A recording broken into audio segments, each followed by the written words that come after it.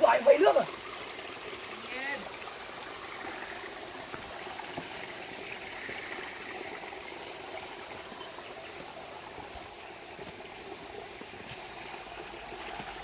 Hơn này cầm cái xô. Đi nào xô đỏ rồi.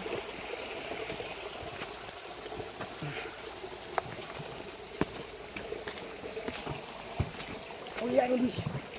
Không nhìn thấy bọn kia đâu. Giỏi, đang vẫy nước. Câu rồi. Nằm dưới suối. Rồi ai công nhận nước xuống á. Đi đầu xuống. Wow, chỗ dưới suối rồi. Tao nó có một bước mà tao đi ấy rồi. Gì không? Cái tinh là chụp ở đây lắm, biết đây thôi. Ui, đây là mấy cây dâu. Con này đây là biết. Nhảy nhảy này. Cái đầu chuyên nghĩ bao giờ đã chuột. Con nhảy. Tĩnh. Không nhìn được. Chuột ấy cái nhà của đâu? Có chắc đứng sau đấy là dân nào? Hay là cái nhà của mày? Đúng rồi.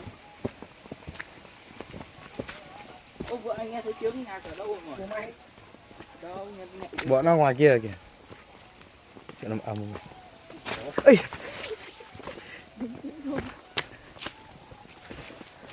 Mình không bao chồng bạn có tiền đi đường này. Thấy anh à? Bọn làm gì?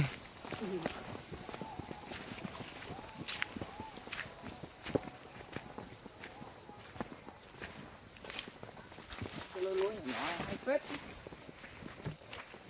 Đoạn này thoáng cây rồi.